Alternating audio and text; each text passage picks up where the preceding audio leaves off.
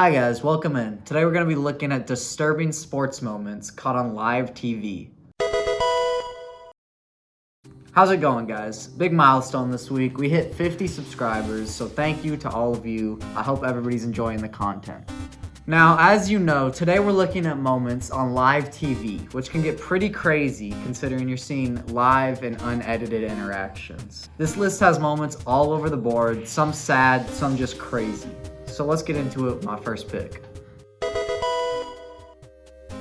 Jim Rome was a cocky young face in the sports media world, while Jim Everett was a longtime NFL quarterback for the Rams and Saints.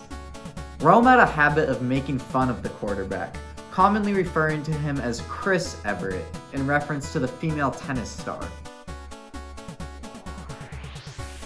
So this sets us up for an interview between the two. A tell-all where both sides can get their feelings out and make up. But as soon as the interview went live, Rome continuously referred to his guest as Chris Everett. And well, I'll let you watch what happened next. Jim, good to have you on the show. Good to be here, Jim. Thank you. Check that. Chris Everett, good to have you on the show. You know what? You've been calling me that for about the last 5 years.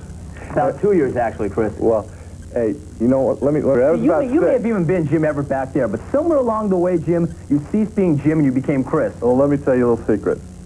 That, we're sitting here right now, and if you guys want to take a station break, you can. But if you call me Chris Everett to my face one more time... I already did it twice. You call it one more time, we better take a station break. Well, it's a 5-minute segment, or a 5-segment show. We got a long way to go. Well, we do. We got a long way to go. We do. I'll get a couple segments out of you before. Well, it's good to be here with you, though. Well, it's good to see you, too. Because you've been talking like this behind my back for a long time. But now I said it right here. Right, exactly. We got no problem with that. I think that you probably won't say it again. I bet I do. Okay. Chris?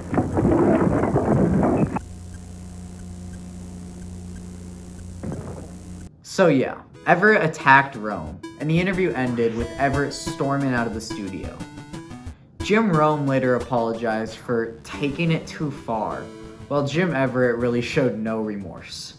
Looking back on it, would you do anything differently, or? No, I wouldn't. The person who I feel the worst for in this situation, though, is Chris Everett, who was just trying to play tennis and got her name dragged into this mess, making this one of the craziest live sports moments ever. For this one, we need a quick history lesson. In the early 1900s, specifically in the UK, a female fight for power was storming on. These women were protesting and rebelling that a female should have the right to vote, because at this point only men could. These groups were known as suffragettes. And in 1913, suffragette Emily Davison wanted to make a protest for the ages. Side note, if you want to learn more about Emily Davison, the movie Suffragette goes way more in depth on this incident and the movement itself, so check that out. Anyways, Dixon decided she wanted to make her huge statement at one of the biggest horse races in the world, the Derby. At the 1914 Derby, near the start of the race, Davison leaped onto the track to make her statement, but the horses had other plans. The King's horse in this unhappy incident is running third from last.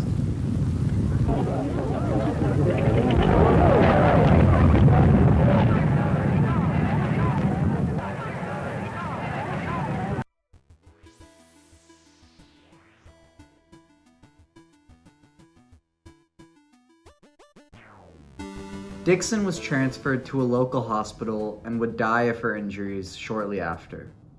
It lives on as an extremely controversial piece of political protest. It was a 2003 game between the Jets and the Patriots when this drunkenly embarrassing interview took place. Now, Joe Namath is a football legend and a football god to many New Yorkers.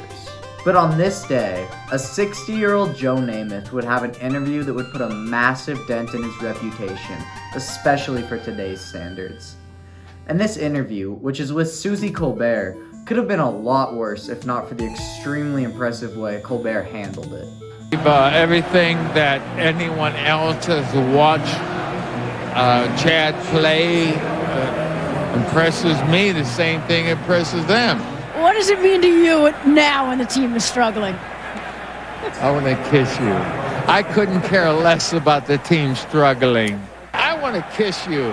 Thank Thanks, Joe. I'll take that as a huge compliment. You know what? Joe This is Namath, part of the all-time big- four-decade team. Not a great look for old Joe.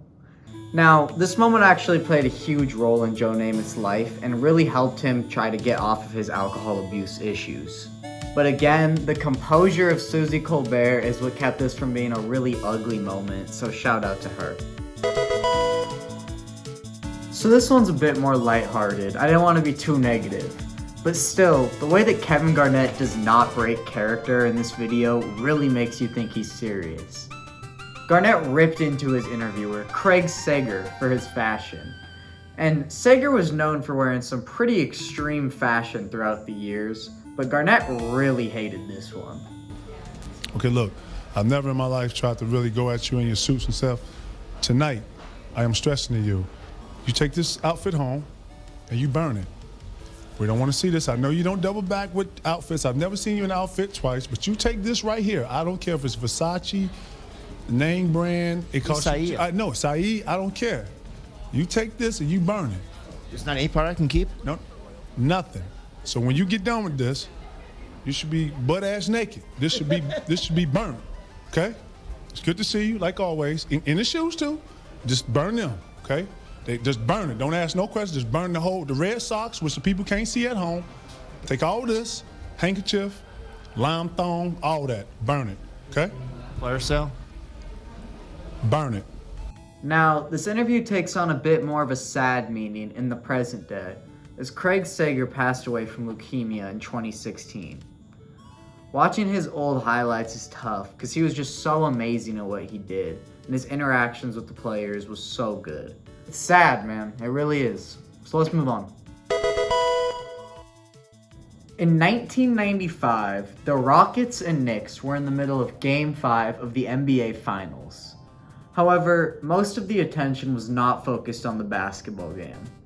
Because at the same time, former NFL star O.J. Simpson was partaking in the most famous low-speed car chase of all time.